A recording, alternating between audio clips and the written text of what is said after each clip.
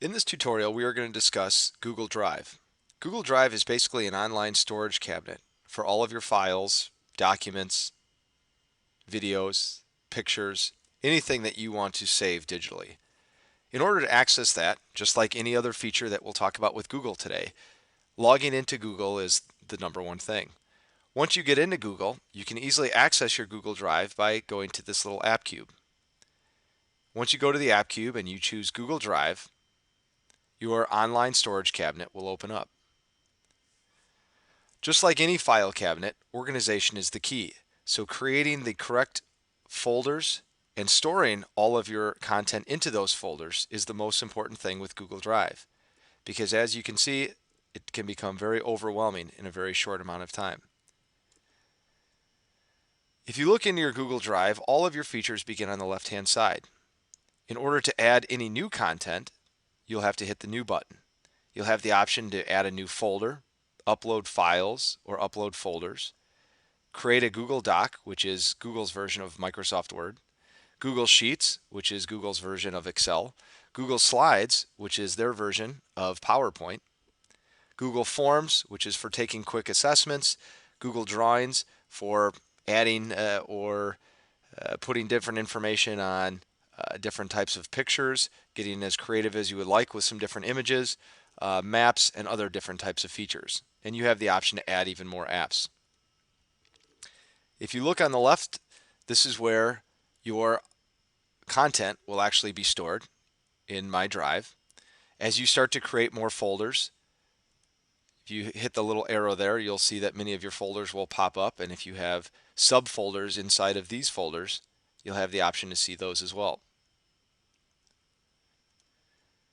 If anybody shares a document or a folder with you, or pictures or anything, it will be saved in your Shared With Me.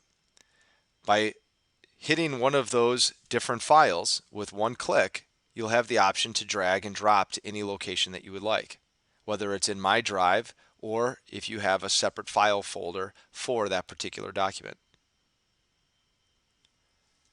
If you go into the Recent tab, this is where you can find your most recent files or documents or anything that you've been working on. Anything that you've deemed as important can be starred and will be kept in this Starred tab. Whenever you throw something away, it goes into your trash, but it can always be restored just by simply clicking one time on the actual folder, file, or whatever it is that you deleted. You can always hit the Restore button and it will immediately put it back right into My Drive where it was stored before. So let's take a look at how to create a new folder and become organized right from day one. If you go up to the New button and hit the folder, this is where we can create our new folder. In this case, I'll call this my English folder because this is where I'm going to store all of my papers throughout the next 4 years in my English folder. Once I go into that folder, I can begin to add subfolders to that, maybe 9th grade, and I can keep all of my 9th grade material within this English folder, 10th, 11th, 12th, and so on. If I want to add content into that specific folder, you can see on top which folder I'm actually in. And if I wanted to create a new document, I can simply just go to New and create a Google Doc. We will talk about Google Docs coming up in just a few minutes here, but let's go back to Google Drive. If I ever want to get out of that specific folder and back into My Drive, I can either click here to My Drive, or I can click here and it will direct me right back. If visually you would like to change different features here, you have the options up on top. You can change the view by going Grid or by going List View. It's based on personal preference. I can sort different things here based on name or last modified, but again, the options are up to you. This little I right here gives me different details about what files or what content I had most recently been working on. My most recent activity will be listed there. By hitting the X, I can get rid of that. The settings, there aren't a whole lot of settings in Google Drive, but the most important one may be this checkbox right here. This checkbox, if checked, will upload or take any file that you have uploaded into Google and automatically convert it into a Google Doc. Keep in mind that Google Docs are wonderful for collaboration, but if you have a document that is heavy in charts and graphs, some of the transfer may not work exactly the way that you want it to. So again, this is personal preference.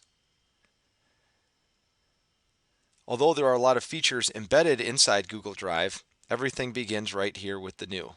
So again, if you need to create any new files of any kind or any new projects or presentations, it will begin right here in the new, and then you can simply drag and drop that into any folder that you would like.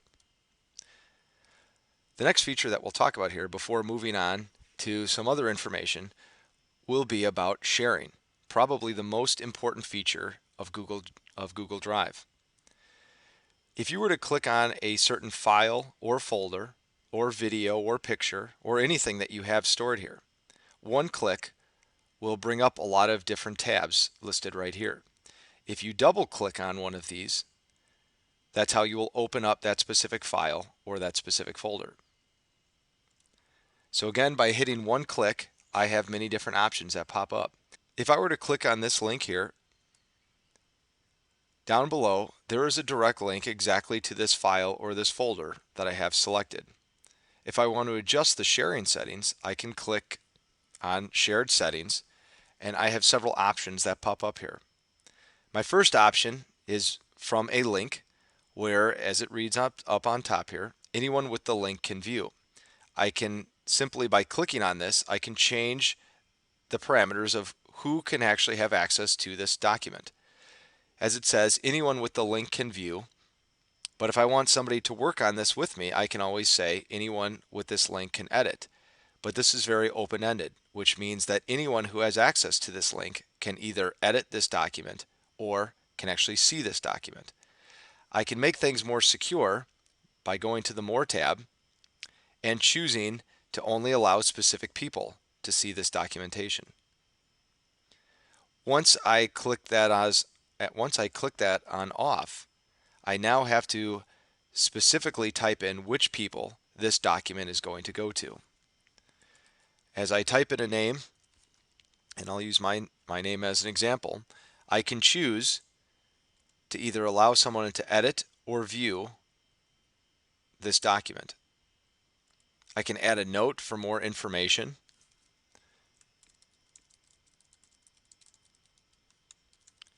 And once I click the send button, this will automatically be shared with anybody that I send this to. That option can also be picked right here by hitting the person with the little plus. If I were to hit that, now it's going to ask me for which specific people do you want to share this with.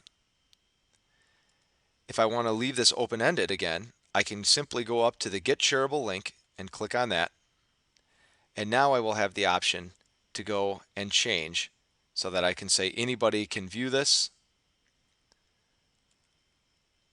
Maybe I want it public on the web. And once I choose that, I can click Save, and it's ready to share. Again, since I've used the link option here, if I were to select this specific link and copy that and paste that into a web browser, it's going to take me directly to that content that I have stored in my Google Drive, because this link has now given people the opportunity to either see it or edit my content. Within Google Drive is the ability to trash. If something is highlighted, you have the option to hit the trash button and it will simply remove it and throw that away. Keep in mind that if you're the owner of a document and you share that document with other people and you are the one who throws that document away, other people may lose that document as well. So the sharing feature is very important. If you ever want to know about who you have shared your documents with, you can simply do that by selecting whatever file or folder you want to check up on, clicking the little share button, and then going down to the Advanced tab down here. If you click on Advanced, you will see the list of people that you have shared this with. Each person you can simply click on and adjust what access they have. Some may have the option to view, others may have the option to edit, but that's your choice to decide on who gets what. At this time, your teacher will stop the video and you will have time to begin building your online storage cabinet in MyDrive.